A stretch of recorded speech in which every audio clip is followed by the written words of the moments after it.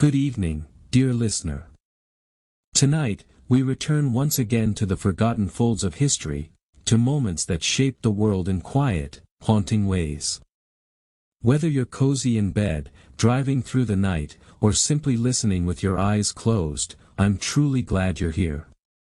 If you're enjoying these calm journeys through time, make sure to subscribe, because there are many more nights like this ahead. The story you're about to hear stretches from the ashes of World War I to the rise of the Nazi Party. And by the end of this series, you'll understand how a small group of seemingly glamorous women helped bring an entire civilization to its knees. This isn't just history. It's a warning of what happens when a society completely loses its way. So let's step into the twisted, glittering world of Weimar Berlin, where heroin became currency, morality was a luxury, and women with pharmaceutical inheritances ruled over a kingdom built on ruin. A nation in ashes. November 1918. Germany has just lost the most devastating war in human history. 4 years of industrial slaughter left the country broken, humiliated, and desperate. From the ruins of the old empire rose something new, and terrifying, the Weimar Republic. Named after the city where its constitution was signed, it would become synonymous with excess, experimentation, and moral collapse. But what most people don't know is that the chaos wasn't random, and the decadence wasn't accidental. Much of it was orchestrated by a small circle of extremely wealthy women who saw opportunity in destruction. They didn't just inherit fortunes.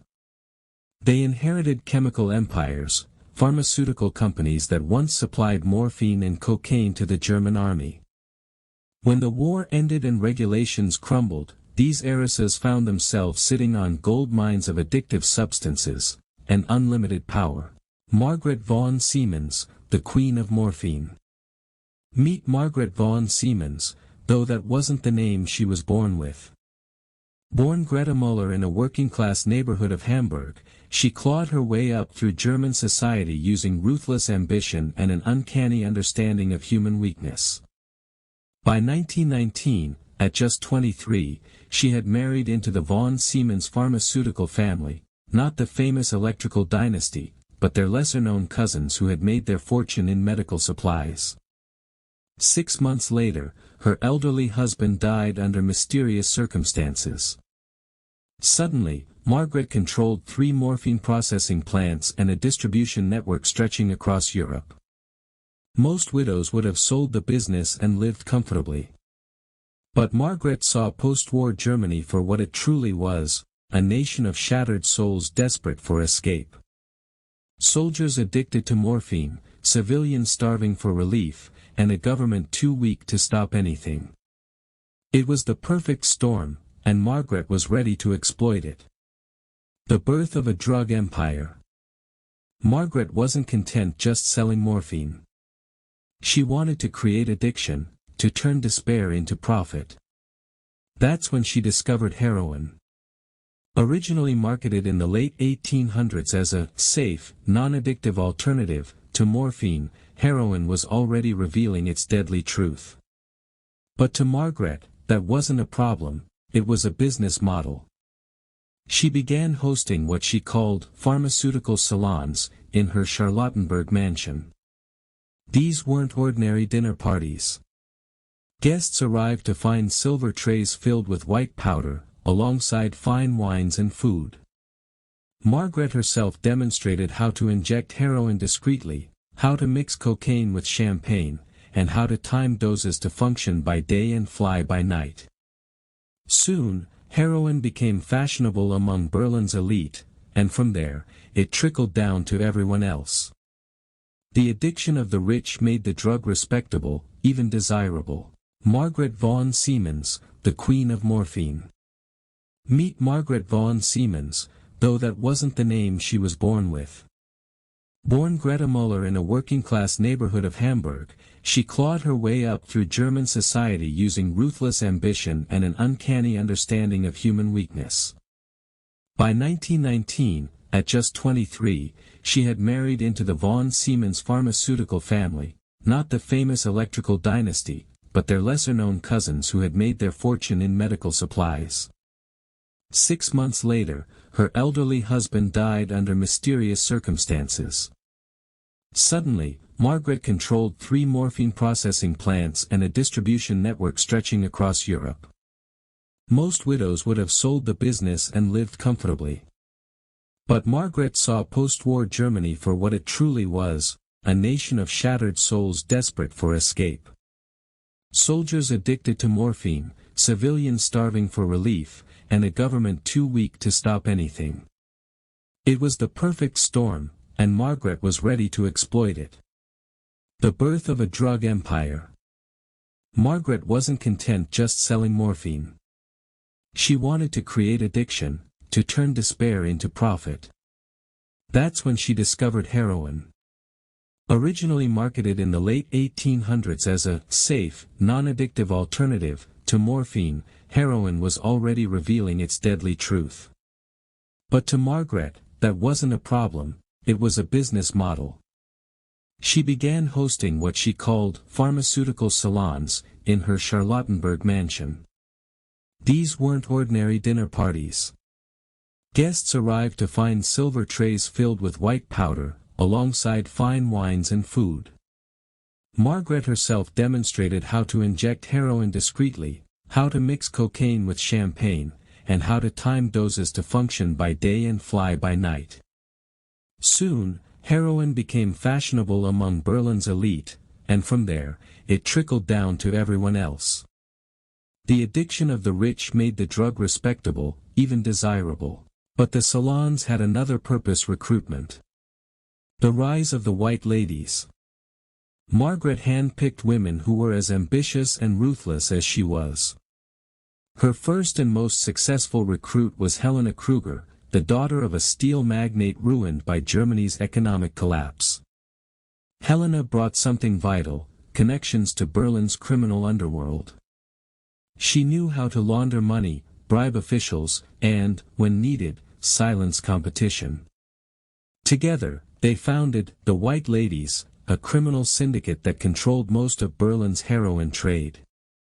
The name came from the color of their product and their aristocratic image, but there was nothing pure about them. They operated like a corporation. Chemists to refine their drugs. Doctors to prescribe them. Dealers spread across clubs and poor neighborhoods. Ex-soldiers as private enforcers. And most disturbingly, they had a recruitment network targeting vulnerable women. Widows. The unemployed. The lost. Women desperate for food, shelter, or dignity were offered everything, in exchange for selling heroin to others.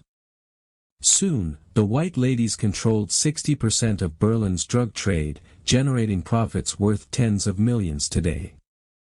The fall of morality. By 1923, when hyperinflation wrecked the German economy, the White Ladies became even more powerful. As paper money turned worthless, drugs became currency. People traded jewelry, heirlooms, even their own bodies for heroin. The White Ladies ran drug banks where addicts could deposit valuables in exchange for regular doses. They were no longer just dealers, they were a shadow government. Politicians who opposed them saw their children mysteriously addicted. Journalists were blackmailed. Police were framed or bought off. And still, they wanted more. Margaret and Helena began to see addiction as a tool, a way to reshape society itself. They were no longer selling drugs, they were engineering dependence. Then came 1923, and with it, a new horror. Helena met a 17-year-old girl named Anna Richter, a runaway from the countryside, begging for coins outside Berlin's cafes. Helena saw not a victim, but an opportunity. She offered Anna everything she dreamed of: a warm bed, elegant clothes, parties, and attention from wealthy men. Anna accepted, not realizing she'd just become property. At first, she was groomed slowly, introduced to heroin as a confidence booster, taught etiquette, given fine things. But soon, she was fully dependent, her body and mind enslaved. The men she met weren't admirers. They were buyers, part of a human trafficking ring run by the white ladies, who discovered that addicted women were far more profitable than drug users alone. Addiction became control. Control became profit. And profit became empire. The women they recruited lived in luxury apartments, attended high society events, and looked enviable from the outside, but they were slaves in disguise, their value measured by their obedience and addiction. The machine of despair. Margaret and Helena scaled their operation like entrepreneurs of evil. They built recruitment networks across Germany and beyond, preying on women destroyed by economic chaos. At the top sat the heroin heiresses themselves, insulated, wealthy, untouchable. Below them, their lieutenants, women like Anna, promoted to recruit others, turning victims into perpetrators. And beneath them, thousands of addicted, broken women, trapped in an elegant nightmare. This was the world of the heroin heiresses of Weimar Berlin, where elegance masked horror, and addiction was the engine of power. In the next part of this series, we'll see how these women turned their pharmaceutical empires into something even darker, and how their actions helped pave the road for the rise of fascism in Germany. The empire of the white ladies glimmered like a diamond, flawless from afar, but cracking under the weight of its own brilliance. Margaret and Helena were untouchable. They moved through Berlin's chaos like ghosts in silk. Every door opened for them, every man bowed, every woman envied, and every addict obeyed. But power in Weimar Berlin was never permanent. It was like the light from a burning cigarette, bright, fleeting, and gone before dawn. The price of silence. Behind the walls of their grand townhouse on the Kurfürstendamm, Helena kept detailed notebooks, names, debts, doses, and secrets. Ministers.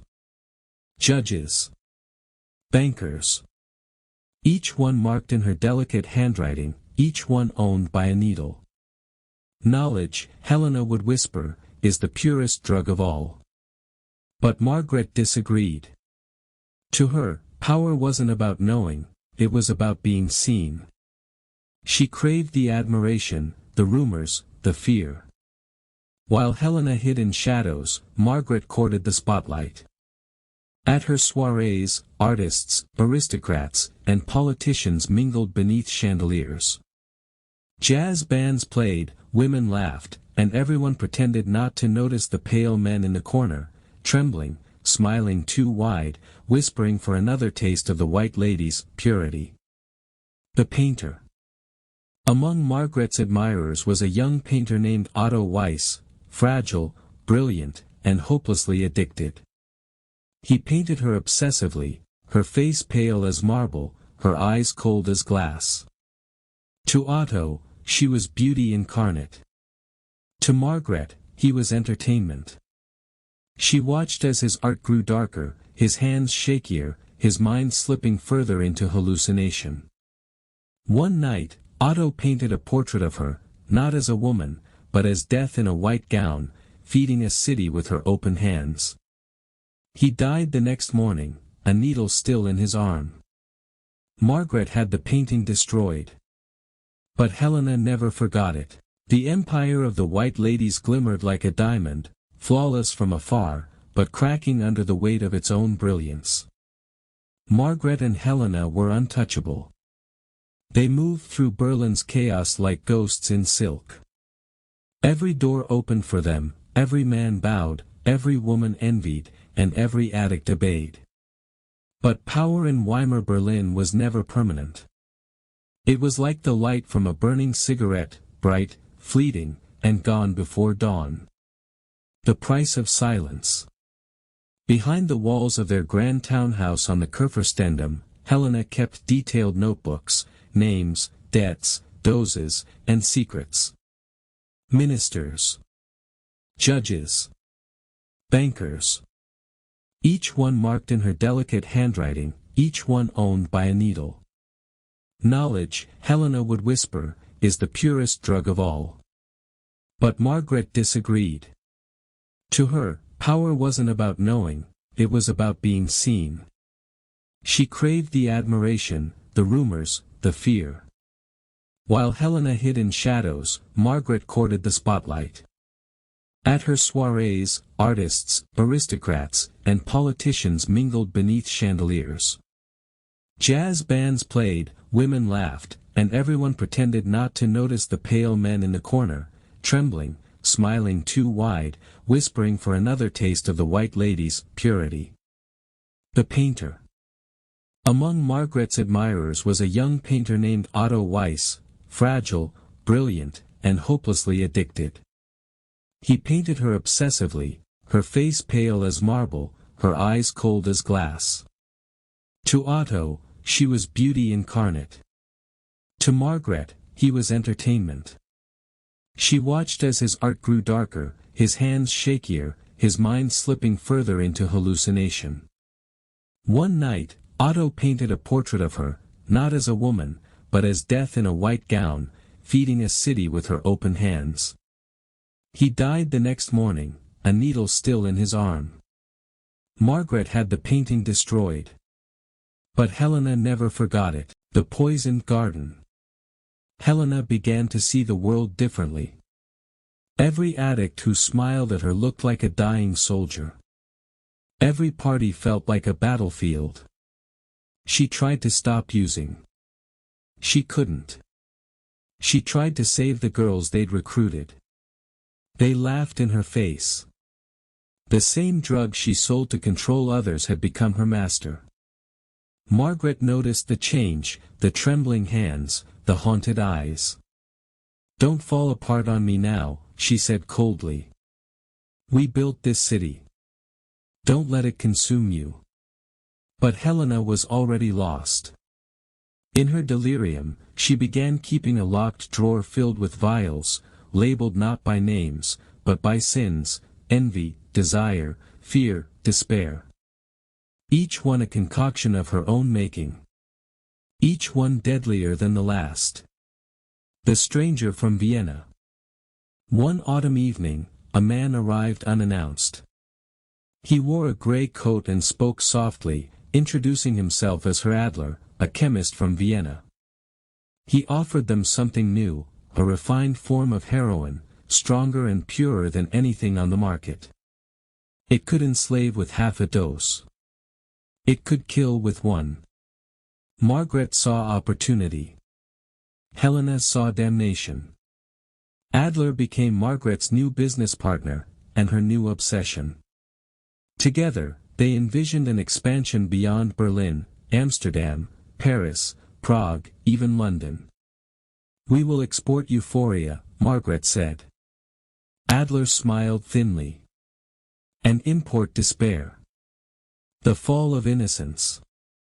Among their new recruits was Lisa Lott, a 15-year-old girl from the provinces, who came to Berlin dreaming of becoming a dancer. Margaret met her at a cabaret audition and offered her a place in her academy.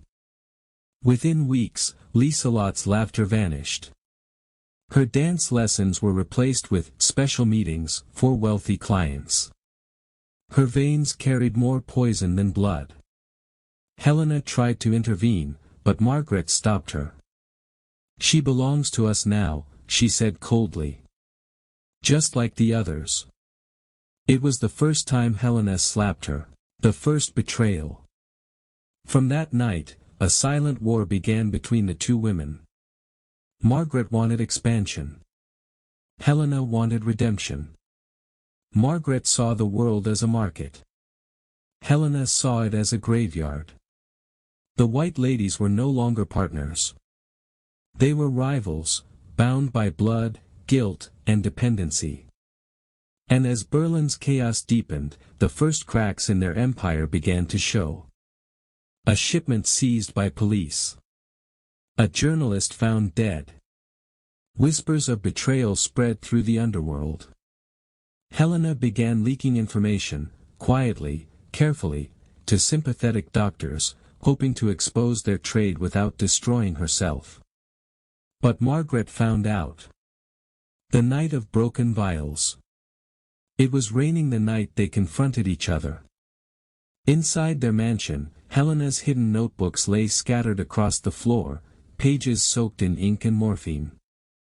Margaret stood at the doorway, her white dress stained with blood from a broken glass. "You were supposed to be my sister," Margaret hissed. "I am," Helena replied. "And that's why I have to stop you." Their argument turned violent, rage and sorrow colliding like thunder. Vials shattered. Liquid spilled across the floor. And as the two women fought, their empire began to crumble around them, unseen, unstoppable. The empire trembles. By 1925, Berlin's nights were darker. The police, now under pressure from foreign governments, began investigating the city's drug trade. Names were whispered in interrogation rooms. Files vanished. But the walls were closing in. Margaret used her connections to silence the authorities, but even her power had limits. And Helena, haunted, addicted, broken, disappeared one night without a word. Some said she fled to Switzerland. Others claimed she overdosed in a hotel room under another name. No one knew for sure. All that remained was her final note, found inside her old medical bag. "We gave the world a new kind of death, and called it freedom. The White Widow." Margaret continued alone. Her face, once celebrated in Berlin's elite circles, grew harder, sharper, colder. She no longer smiled. She no longer danced. The newspapers began calling her the White Widow, a ghostly figure who haunted the city's ruins, always dressed in white, her perfume mingled with the scent of opium. She had won, but she had no one left to rule. Her empire was crumbling, her name poisoned, her riches worthless. And in the distance, a new shadow was rising, the roar of speeches, the stomp of boots, the promise of purity through destruction. Margaret's reign of addiction was ending. But the poison she helped spread, the craving for control, for escape, for power, would outlive her. The Living Inventory. Berlin, 1926. The city was changing again, its nights quieter, its decadence more calculated. The laughter still echoed through the cabarets, but it was hollow now, rehearsed. The golden age of sin had begun to rust. And somewhere in the heart of it, Margaret von Siemens, now called the White Widow, watched from her marble balcony as the city she had built on addiction started to devour itself. Helena Kruger was gone. Some said she'd drowned herself. Others whispered she'd fled to South America under a false name. But Margaret didn't care. To her, Helena's disappearance was merely another subtraction, one less liability, one less conscience to silence. Now, she ruled alone. The evolution of the empire. Without Helena's restraint, Margaret turned her empire into a corporation of cruelty. The heroin trade continued, yes, but it wasn't enough anymore. The addicts were too many, too poor, too desperate. She needed a new market. A cleaner one. One that promised greater returns with fewer risks. And so the White Widow began to sell not just drugs, but dreams. She opened a chain of so-called wellness clinics and beauty houses across Germany and Austria. To the public, the machinery of desire. Each clinic had its own director, usually a woman, once an addict herself, now loyal to Margaret out of fear or greed. They called her Madam Director, and her orders were sacred. Every girl brought in was stripped of identity. Her name replaced by a number. Her habits logged. Her emotions recorded. Her dependence calculated. This was the new Weimar efficiency, addiction turned into an industry, despair turned into data. They called it the living inventory. The return of her Adler. One evening, a visitor arrived at Margaret's Berlin townhouse, the same man from Vienna, her Adler, the chemist with cold eyes and steady hands. But now, he came not with a product, but with a plan. There is a new movement rising, he told her. They speak of purity, of cleansing the nation, of rebuilding from the filth. They need funding. They need allies. And they are not afraid to spill blood. Margaret smiled faintly. Revolutions always need money, she said. And I've always been generous with those who promise order. Adler leaned closer. They promise something more. They promise control. That word, control, was Margaret's drug. And she decided then and there that she would invest in this new movement, never realizing that she was financing her own destruction. The face of power. Weeks later, Margaret was invited to a private rally on the outskirts of Munich. She went dressed in white, her diamonds gleaming beneath the torchlight.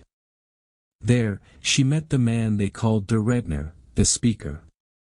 His voice thundered through the hall, speaking of corruption, decay, and the need to purify Germany from moral poison. Margaret listened with amusement. She didn't yet realize that the poison he spoke of, the moral rot, was her empire. That night, she offered a large donation.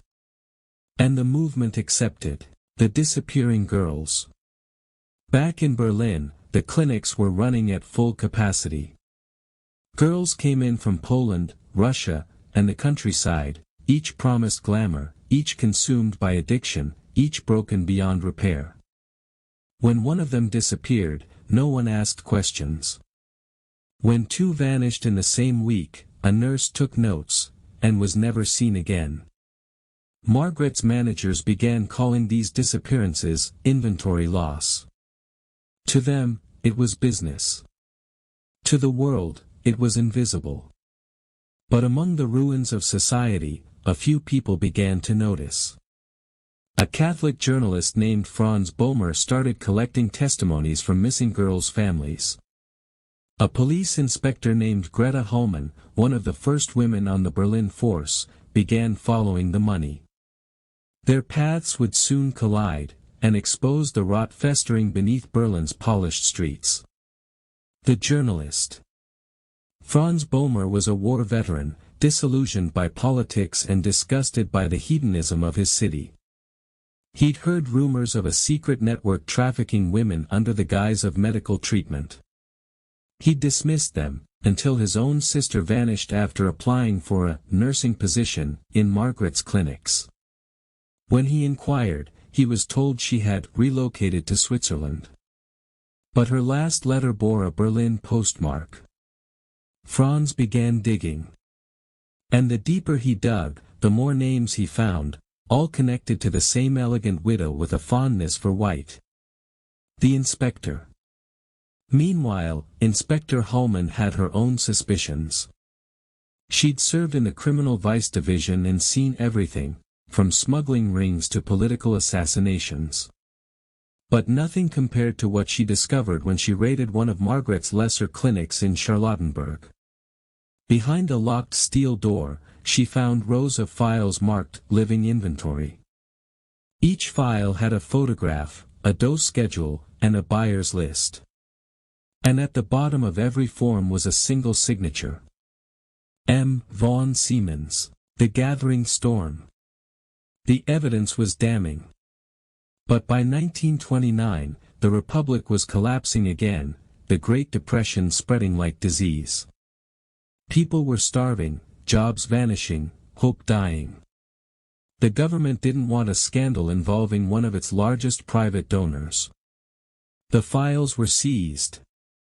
The witnesses disappeared. Inspector Hullman was reassigned to traffic control. Franz Bohmer's articles were censored before they reached print. Margaret walked free, untouched, unbothered, and unrepentant. But history, dear listener, never forgets. It merely waits. And soon, the movement she funded would come to power, a movement that promised purity above all. And when that day came, the White Widow would discover that she, too, was considered impure. The Mirror of Retribution. 1933. Berlin marched beneath red banners and black uniforms. Margaret's clinics were seized by the new government. Her fortune was confiscated. Her name struck from society. The same men she once entertained now called her a parasite, a decadent relic, a merchant of corruption. She tried to run. But her past followed her, not in whispers this time, but in boots. They found her in her villa outside Potsdam, surrounded by empty vials and faded photographs.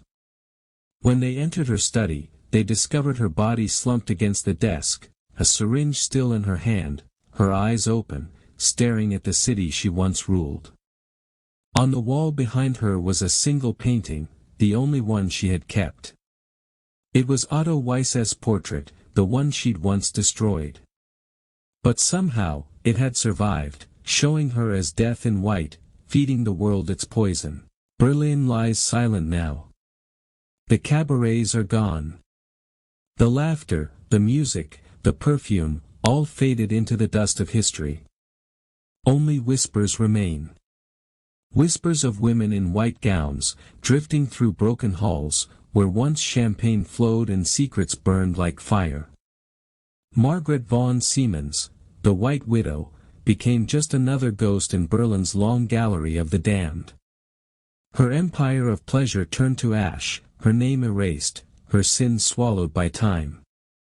But if you listen closely, in the late hours of the night, when the city sleeps and the wind moves through old stone, you might still hear the faint clink of crystal glasses.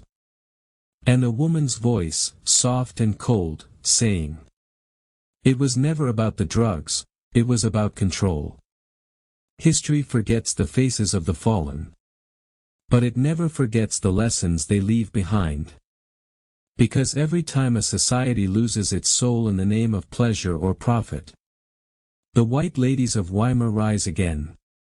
Smiling, elegant, and waiting. This has been the Heroin Heiresses of Weimar Berlin. If you've listened this far, dear listener, thank you for walking these dark corridors of history with me tonight. Don't forget to subscribe. Because next time, we descend even deeper into the shadows that shaped the modern world.